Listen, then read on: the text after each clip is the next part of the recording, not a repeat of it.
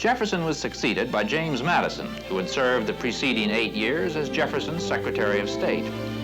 Madison had the reputation of being a quiet, scholarly man who, in most cases, shared Jefferson's views. Madison was absolutely determined that America's rights on the high seas would be respected by all the nations of the world, and that this respect could be achieved by peaceful means. In spite of Madison's belief, the nation was gradually but inevitably moving toward war. The right of neutrals on the high seas was important, but that was only one of the reasons that led to what came to be called the War of 1812. Another was psychological. Americans resented the holding up of American ships and having American seamen kidnapped and forced to serve in the British Navy. Some began to mutter about insults to the flag. But many believed that America had a special destiny, that the United States ought to grow and expand until the stars and stripes flew over all the land between the Arctic Circle and Cape Horn. Others, more modest in their views, were willing to settle for a destiny that included merely Mexico and Canada and all the land of the Pacific. The Indian tribes had given up their lands to the advancing Americans, sometimes by persuasion and sometimes by force. Many times they had been promised that this would be the last land they would have to give up, and many times the promises were broken. A growing resistance to further expansion was indicated by such Indian leaders as Tecumseh. Encouraged by Canadian fur traders, Tecumseh was forming a great confederation of tribes. This frightened Americans of the West. Why not strike first?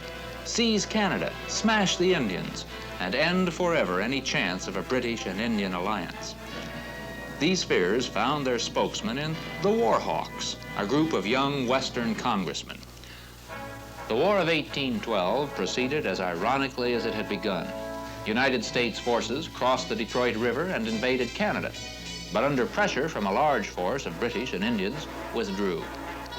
Detroit surrendered to the British without a shot being fired. The American troops at Fort Dearborn, later to be named Chicago, were wiped out. An expedition against York, later called Toronto, fared better. It managed to burn the public buildings before retiring. Oliver Perry scored a naval victory on Lake Erie, which freed Detroit. William Henry Harrison attacked the British and Indians retreating from Detroit. In this battle on the Thames River, the great Indian leader Tecumseh was killed. In 1814, the British mounted 3 major attacks. The first invading force was stopped by Thomas MacDonough at Lake Champlain. The second landed on the banks of the Potomac, marched into Washington, burned the public buildings, and withdrew. This expedition was prevented from repeating its performance against Baltimore by troops at Fort McHenry, an event celebrated by Francis Scott Key writing the Star-Spangled Banner. The third British invasion force landed at New Orleans, just as General Andrew Jackson suspected they would. Governor Claiborne of Louisiana might have suspected this himself and been better prepared for it had he not been involved in a somewhat lesser war against the notorious pirate Jean Lafitte. Legend has it that Lafitte rendezvoused with his half-brother Pierre and his lieutenants Dominic Hugh and Beluge here in New Orleans in this basement of the house at 634 Rue de Maine. These men weren't murderers, but they did commit piracy and they were smugglers. Who knows what sort of outrageous plots they hatched here in this cellar. We do know they became very wealthy, and so did a number of New Orleans merchants who purchased the goods that Lafitte and his men smuggled in. So it was no wonder that Governor Claiborne wanted to bring them to justice. And he posted a reward of $500 for the capture of Jean Lafitte. And in a sort of a humorous response to this offer, Jean Lafitte, in the swashbuckling manner you'd expect of a true buccaneer, on his part, offered $30,000 for the capture of Governor Claiborne, dead or alive.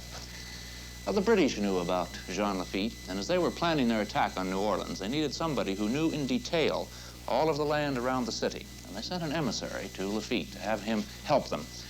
They offered him a commission in the Royal Navy, a large cash payment, and freedom for his brother Pierre, who was at the time a prisoner in the New Orleans jail on a charge of piracy, if he would help them with their plans. Lafitte didn't answer them immediately, but instead he went to the Americans, told them about the offer, gave them some other information that he knew, and offered to help them if they would pardon him and his men. He was certainly prompted to some extent in making this offer by the fact that several of his men were Americans, and they were very reluctant to fight against their own countrymen, even though they were perfectly willing to steal from them. It was Andrew Jackson himself who accepted Lafitte's offer. But now, at this very moment in history, across the sea in the city of Ghent in France, the American and British representatives signed a treaty that formally ended the war. But because of the slow communications across the sea, neither the British, who were drawn up in front of New Orleans, nor Andrew Jackson, on his way to meet them, knew anything about that treaty.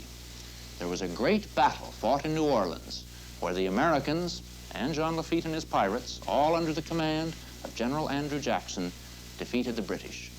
The greatest land victory of the Americans in the War of 1812 took place after the treaty had been signed.